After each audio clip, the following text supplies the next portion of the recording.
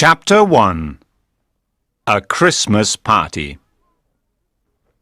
Are you coming to this beach party, Amy? Shouted Claire. If you don't hurry up, we'll miss the bus. There isn't another one for an hour after that, Said Lisa. I'm coming. Said Amy, finally coming out of the bathroom. Well, how do I look? She asked her two best friends with a big smile. Claire and Lisa looked at each other and started to laugh. What is it? Asked Amy, worried. Amy, we're going to the Christmas party on Bondi Beach, not to a nightclub. Said Lisa. You can't stand up now in those shoes. How are you going to dance all night? Laughed Claire. You never know who we might meet. Replied Amy. Just because you two don't understand anything about fashion, come on, let's go. There were a lot of people already at the beach when they arrived. The music was loud, and even though the sun was starting to go down, it was still warm. This was where the three best friends wanted to be. For 2 years they planned this holiday, and finally, after hours of studying for exams, on Claire's 18th birthday, their plane took off from London's Heathrow Airport. Destination, Australia. Amy cuddled koala bears, Lisa bungee jumped off a bridge in Cairns, and Claire made them wake up really early so that she could take photos of Ayers Rock at dawn. But they all agreed snorkeling in the clear waters of the Great Barrier Reef was the best bit. And now they were in Sydney, where they planned to celebrate New Year. Next September, after this year of travelling, Claire was going to study art and photography at university. Claire wanted to become a photographer. It was the only job she wanted to do. Lisa was thinking about joining the police, although her dad didn't know it yet. He wanted her to study law and become a lawyer. And Amy wanted to marry someone who was rich so that she could go shopping all day, every day. But now they still had another 6 months left of parties and fun. Look at all that delicious food. Barbecued sausages, burgers and steaks. Let's have something to eat, Said Claire. Amy, Claire. Interrupted Lisa. They looked at her. It was obvious that she wanted something. I've forgotten my purse. Can I borrow $10? I've only got a few coins on me. Again? You always forget to bring enough money. Said Claire. Yes, and you haven't given me back the $5 you owe me for dinner the other night. Said Amy. Lisa looked upset. She didn't plan to forget her money. It doesn't matter, She said. Angry, she went over to another group of friends. Don't ask me for anything in future. Lisa? Shouted Amy and Claire, but she just ignored them. Later, as the party was finishing, Amy and Claire waited for Lisa so they could go back to the youth hostel together. There was a cool wind. I think there might be a storm later on. I've got a headache, and I always get a headache before a storm. Said Amy. Oh, where's Lisa? Maybe she went back to the youth hostel. The last time I saw her was when we argued. Said Claire. What time is it? Asked Amy. 2 o'clock. Answered Claire. Perhaps she's at the hostel, in bed. Yes, come on. Everyone else has gone, and my feet are really hurting. I told you not to wear those shoes. Laughed Claire. When they got back, Amy opened the door to their room with a nervous smile and said, You missed a great party. But then she realized that Lisa wasn't in bed. She wasn't in the bathroom either. Maybe she's met someone, said Claire hopefully. Maybe. Said Amy.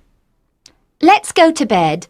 In the morning she'll tell us all about some gorgeous Australian that she met at the party, Said Claire, but she didn't seem sure. Maybe. Said Amy. And as she heard the first sound of thunder, she realized that her feet didn't hurt any more.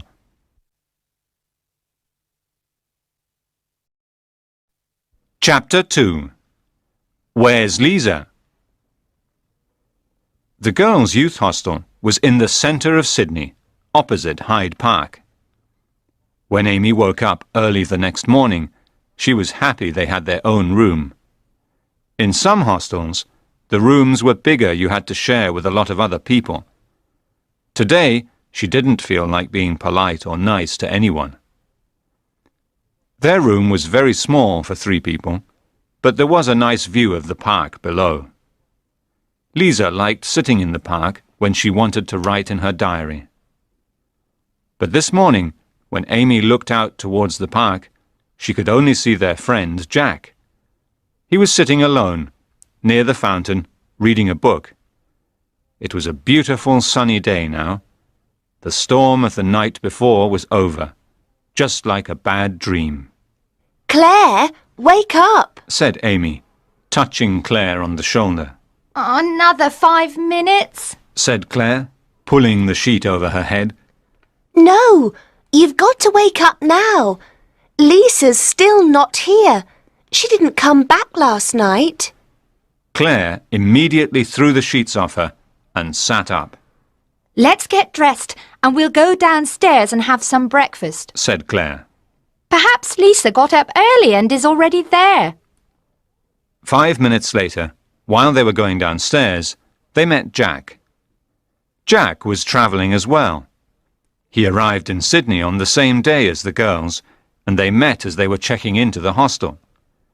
The 4 of them soon became friends, and they often spent evenings together, talking until late, sharing pizza and beer in the hostel's garden. Now it seemed like he was in a hurry. Hello, Jack. Have you seen Lisa this morning? Asked Claire. No, I haven't. She's not in the dining hall. Why? Oh, it's probably nothing. If you see her, tell her that we're looking for her. Said Amy. I'm leaving today, so I probably won't. But if I see her... Sorry, I'm in a hurry, and I must go and pack my things. Before they could say goodbye, he ran by them and into his room. Jack was right. There was nobody in the dining hall. It's 7:15. It's still early. If we sit over there by the window, we'll see her when she comes back. Do you want something to eat? Asked Claire. No, I'm not hungry. I think I'll just have some orange juice. Said Amy. In silence, Amy and Claire waited. Every time the door opened, they both looked up, hoping that it was Lisa. At 8 o'clock, the dining hall was starting to get busy, and their glasses of orange juice were still full. Come on. I can't just sit here anymore. Let's go back upstairs to the room and try to call her on her mobile, said Claire. Back in the room, Amy dialed 387-452-9113. She walked up and down the room, waiting for the number to start ringing. OK, it's ringing. She said to Claire with a nervous smile. Shh, said Claire suddenly. What is it? Said Amy. She watched Claire go over to the bedside table and open the drawer. As she opened it, the ringtone of Lisa's phone filled the room. Amy hung up the phone, disappointed. Amy! Look! Lisa's purse is in here too. So Lisa hasn't got her mobile or any money with her, said Amy. Oh, Claire, where could she be? This isn't like her at all. What are we going to do?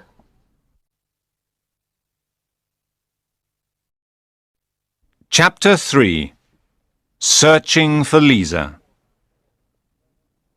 For the next 4 hours, Amy and Claire walked around Sydney.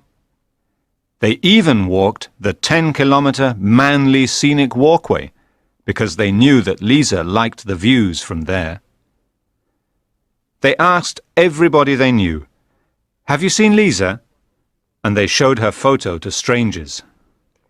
This is useless, Said Amy, looking at the view of Sydney Harbour.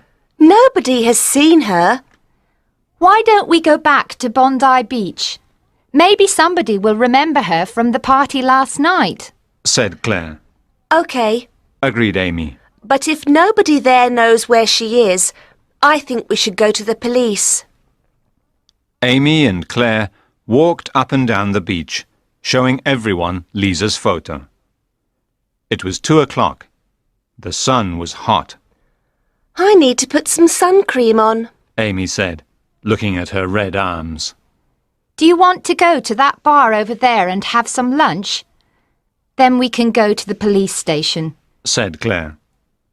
Do you think something has happened to her?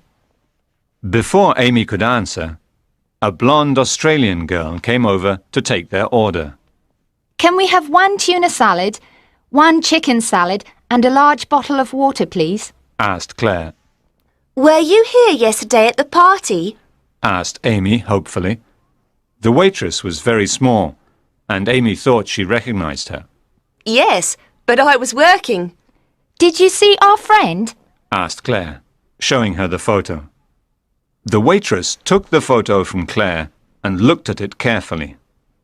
Amy and Claire expected her to say no, but then she smiled.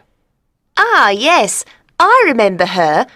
I remember thinking how pretty and tall she was. Amy and Claire became very interested. You don't remember if she was with anyone? Asked Claire. What time was it when you saw her? Interrupted Amy. It was about 11. And, yes, she was talking to a man. He had black hair. Amy opened her mouth to ask another question, but the waitress stopped her. I'm sorry, but that's all I can remember. I didn't see his face. It was dark. With a kind smile, she went to get their food. Who's got black hair? Said Amy excitedly. But before she thought of anyone, her mobile started ringing. Her hand was shaking when she answered. Hello?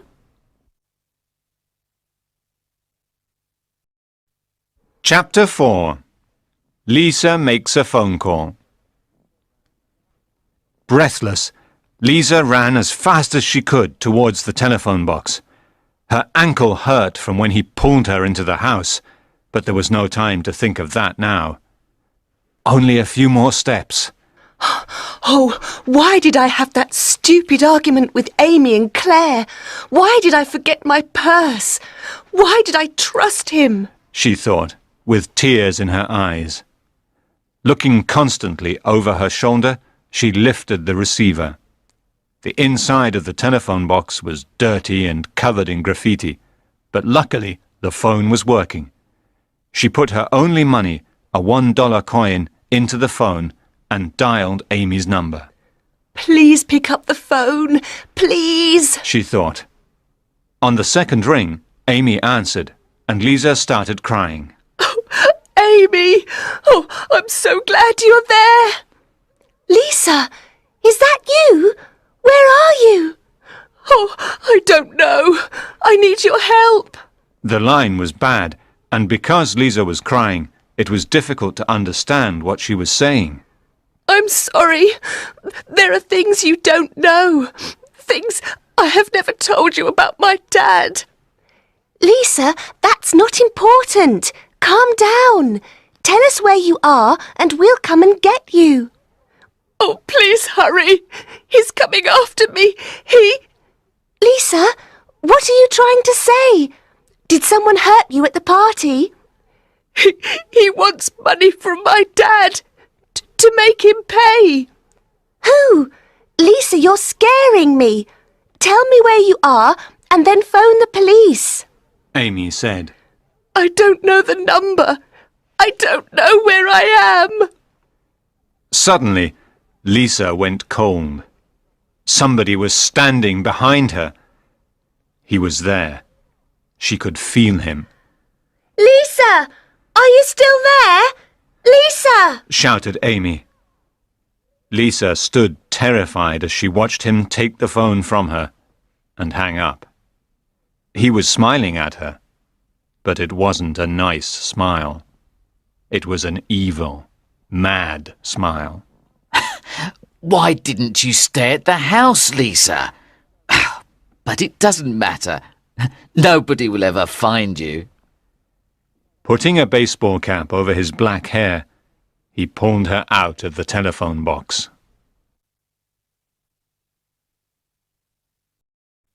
Chapter 5. At the police station. We need to talk to somebody urgently. Amy told the policeman in the front office before he could even say hello. Something has happened to our friend Lisa, and we need your help. She went missing last night. You must help us find her. Said Claire. We got a phone call from her 5 minutes ago. Interrupted Amy. She's in trouble. Said Claire. Somebody has kidnapped her. Shouted Amy. The officer looked confused and went inside. When he came back, there was another policeman with him. Good day. My name is Inspector Swanson. Would you like to come through here, please? He said, taking them into an untidy office. Please, take a seat. I understand that your friend is missing. What's her name? Lisa. Her name is Lisa McIntosh. Said Claire. He sat down at his desk and started writing down the details. How old is she? 18. She'll be 19 next month. Amy said, trying not to cry. Inspector Swanson smiled kindly at Amy. He could see that both the girls were very worried. What was she wearing when she went missing? She was wearing blue jeans and a pink t-shirt. Said Claire. Can you describe her to me? She has long, curly blonde hair and blue eyes. This is a photo of Lisa. Amy said, and gave him one of their photos. She's very pretty and tall, about 1.75 meters. Amy said, remembering what the waitress said earlier. When was the last time you saw her? It was about 8:30 last night. Said Claire. Are you sure she isn't with anyone she met at the party? A friend, perhaps? Inspector Swanson looked at them very seriously. No, not without telling us first. Said Amy, shaking her head. We made a rule before we left England. If you want to stay out all night, then you have to tell the others where you're going, who with, and when you'll be back. Explained Claire. Lisa knows that rule. She knows we'll be worried. Inspector Swanson listened carefully. He thought that they were telling him the truth. You told the other officer that somebody has kidnapped her. He said cautiously. Yes. The two girls said at the same time. That's a very serious thing to say. Swanson searched their eyes for any sign that they were lying, but they both looked back honestly. Lisa told us that on the phone. So, you have spoken to Lisa? He asked, raising an eyebrow. Yes, about a quarter of an hour ago. Said Claire, looking at her watch. Why don't you send some people to look for her? Asked Amy, starting to get angry. They were wasting time, sitting here, filling in stupid forms, when they could be looking for Lisa. Amy? Said Claire, trying to calm her down. She turned to Swanson. I'm sorry, but we're really worried about Lisa. She said that a man was after her. A policeman knocked on the door. Sorry to interrupt you, sir, but could I talk with you in private, please? He asked. I'm busy. Can't it wait? Said Swanson. It's very important, sir. Said the policeman, and Swanson stood up. I won't be long. Can you finish filling in that form about Lisa, please? He told them, and went into another office. When he came back, his friendly eyes were dark with worry. Was that about Lisa? Asked Claire. Swanson sat down and took a deep breath before speaking. That phone call was from Scotland Yard in England. Judge Mackintosh, the famous judge, has received a phone call. A man from Australia has told Judge Mackintosh that he has kidnapped his daughter.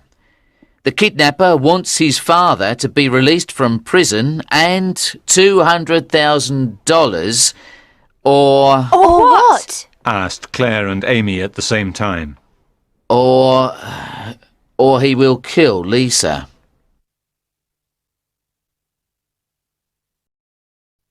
Chapter 6. The Truth. Swanson ordered Amy and Claire to stay in his office while he organised his officers. Judge Mackintosh, Lisa's father, was already on a plane with the money. Everybody seemed to be busy doing something to help Lisa. Amy and Claire felt like they were the only ones doing nothing. We've got to do something, Claire. Said Amy. Lisa's our best friend. You're right. Replied Claire. Before Inspector Swanson came back, they walked out of the police station and into the late afternoon. Which way do you think we should go?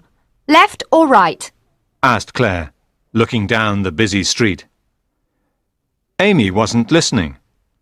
She was looking at the photographs. They looked so happy. It was hard to believe that some of the photos were taken only a few days ago. Why do you think she didn't tell us? Claire turned around and realised that she was talking to herself. Amy, you're not listening to me at all. She complained. Said Amy, still distracted by the photos.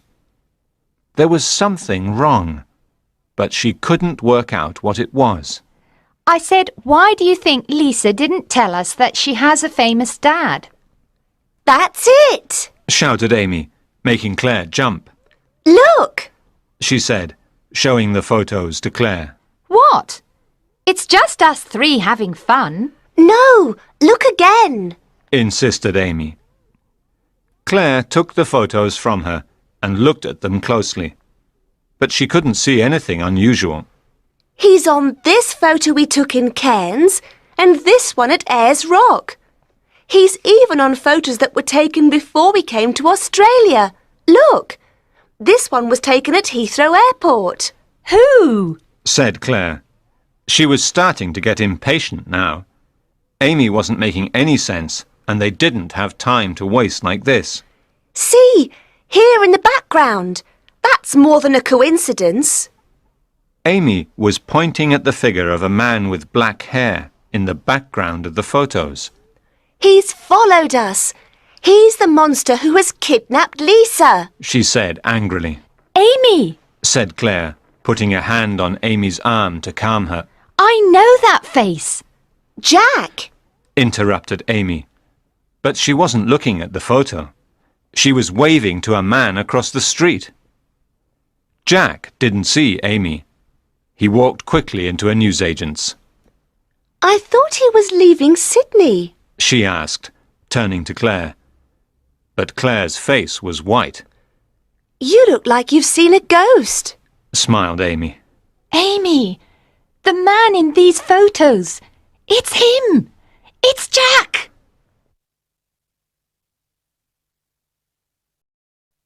Chapter 7. The Kidnapper's Shadow. Don't be ridiculous, Claire. Jack's our friend. Laughed Amy nervously.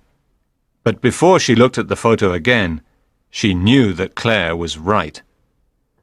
Amy felt sick. Lisa liked Jack.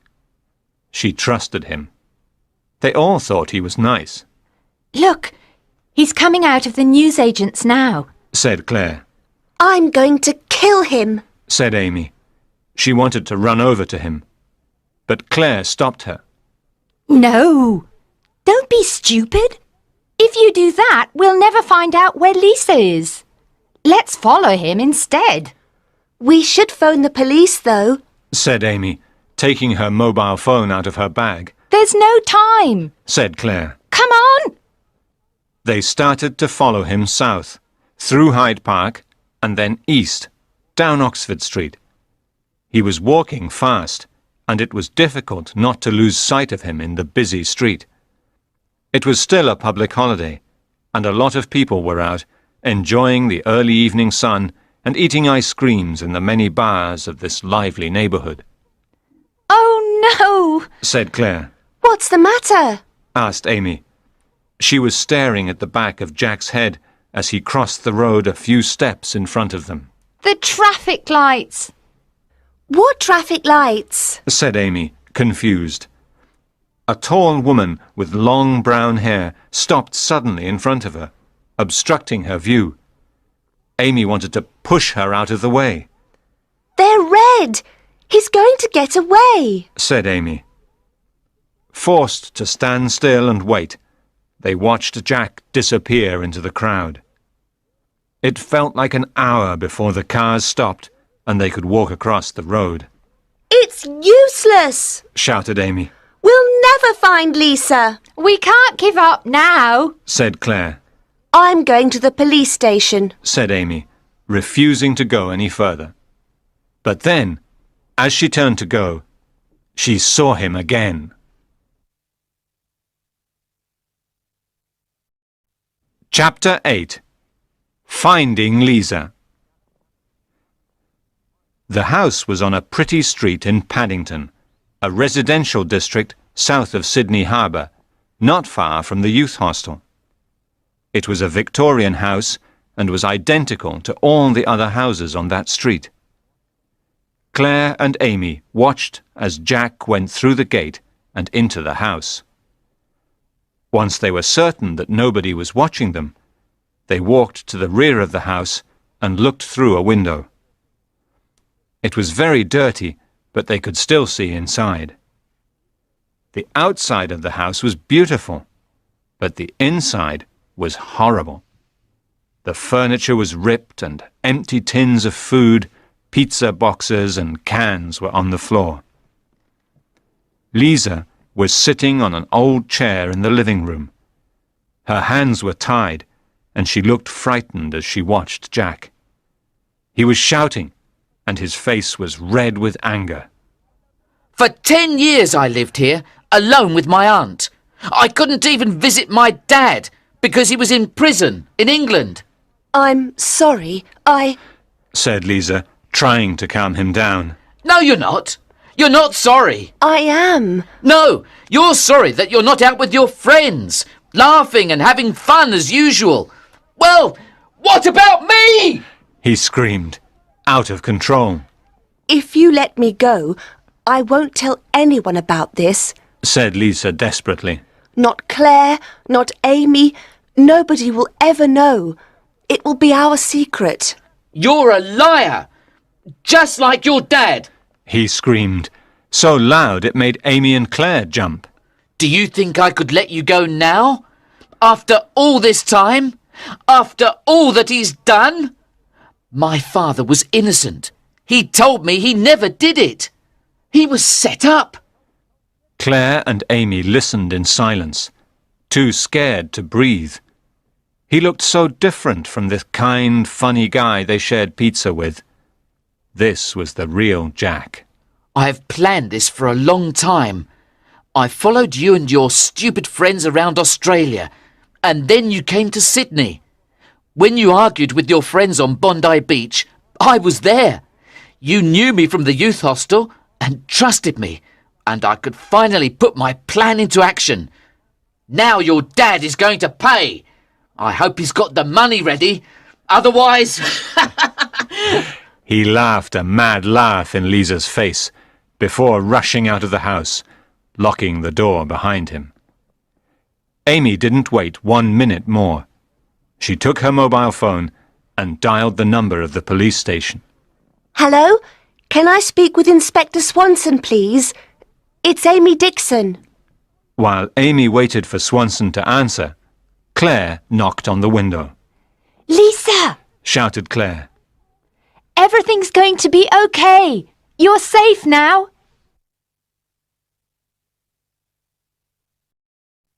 Chapter 9. Happy New Year. I still don't understand why you didn't tell us about your dad, Said Claire. It was New Year's Eve, and Lisa's dad was paying for them to have dinner in an expensive restaurant. From their table, there was a fantastic view of Sydney Harbour and the Opera House. The night sky was full of stars. The nightmare of the past few days was finally over. I wanted you to like me for who I am, not because my dad was a famous judge, Said Lisa. Well, I don't care if your dad is a judge or if he cleans the streets. What are you going to order? I can't decide. I'm so hungry, I could eat 2 of everything, Said Amy. We'll order some champagne first. Said Lisa's dad. I'm a lucky man. I always worried that something like this was going to happen. It's over now, Dad. Because of Amy and Claire, Jack's in prison, and he'll stay there for a long time. I want to get on with my life, Said Lisa, and she kissed him on the cheek. What are your New Year's resolutions? Asked Amy. I'm going to give up chocolate after I've tried that delicious-looking chocolate cake. Said Claire. I'm going to retire. Said Lisa's dad. Why? You can't do that. Your job means everything to you. Said Lisa, surprised. I've thought about it for a long time, even before all of this happened. I want to spend more time with my family, He said, smiling at Lisa. My New Year's resolution is to remember my money and mobile phone when I go out. Laughed Lisa. Cheers! Laughed Amy, raising her glass. Dinner was delicious, and they all ate too much. Have you thought about what you are going to study at university? He asked. Oh, Dad, don't be boring. It's New Year's Eve. There's lots of time to think about that. Said Lisa, suddenly nervous. Your future is very important. He said, seriously. I know, but... Lisa knew that joining the police was what she definitely wanted. She also knew that sooner or later she needed to tell her dad about her decision. But she didn't want to ruin this evening.